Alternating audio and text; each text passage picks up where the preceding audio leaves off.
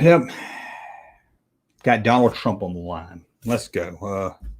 Larry, put Donald Trump on line 6. Let me start off by telling you about the two most obnoxious toy collectors to ever grace the internet. They are Michael French, also known by the name Retroblasting, and his friend, an alleged child groomer who goes by the name Leo Convoy. Leo is a mentally ill white knight who works for Retroblasting, who has been accused by several people of being involved with child grooming on the internet. Leo likes to stalk and dox people, including underage girls, and frequently hangs out in his Discord server with underage furries. And that is why to this day I refer to Leo as the boomer child groomer.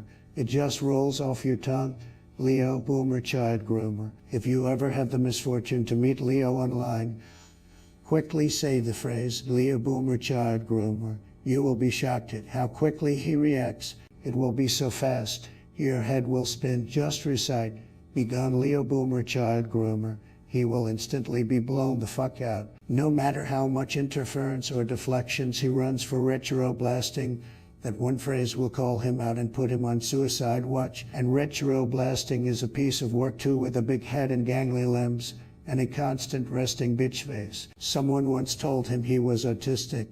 He thought they said artistic, and so he became a YouTuber. He's easily the most thin-skinned and miserable person you will ever find on the internet. This is why people call him Miserable Michael, and you don't want to be a miserable Michael. And Miserable Michael is friends with Leo, boomer child groomer. Two peas in a pod, as they say. To date, Miserable Michael has never managed to get all 4 cyclotron lights to work on his proton pack, and he becomes furious if you bring it up with him.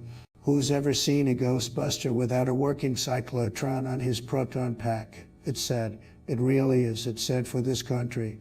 It's sad for America and sad for the rest of the world. I know when I see a Ghostbuster, the number one thing I look at is his proton pack. Who is he kidding with only 3 lights on his cyclotron? Bill Murray and Dan Aykroyd would be very upset if they saw only 3 lights on a cyclotron.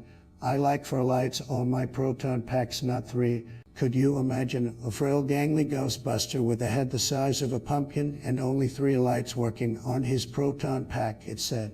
It really is. A head so large that it reminds you of that movie Scanners. It makes you think it's going to explode. It really does. Could you imagine being married to that guy?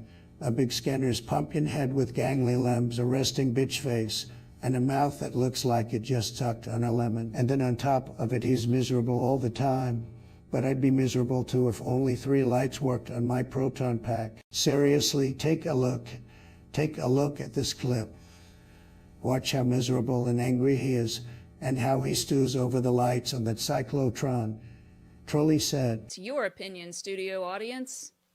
Okay. All right, how bummed are you that one of the lights on the cyclotron isn't working? They're all working.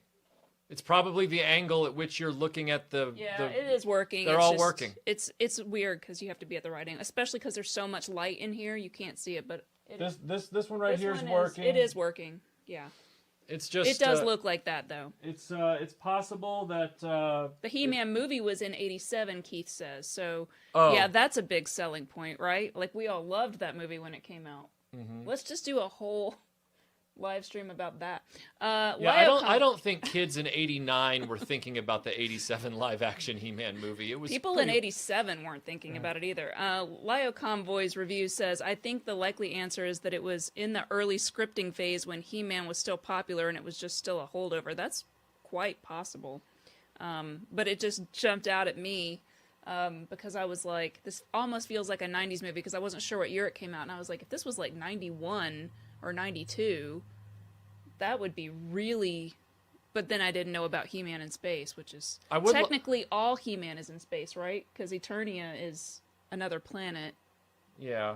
I would like to point out that before this live stream began yesterday, I told Melinda, I said, because it's Ghostbusters, there will be people nitpicking the props in the live chat. And she said, no, they won't. I said, yes, they will. I didn't say no, they won't. And sure enough, somebody's like, what's wrong with your cyclotron? That's not really what they said. You know what I'm saying. They can't help themselves. I think that they were just saying that must bum you out. No, it doesn't bum me out because it's working. Well, they didn't know that.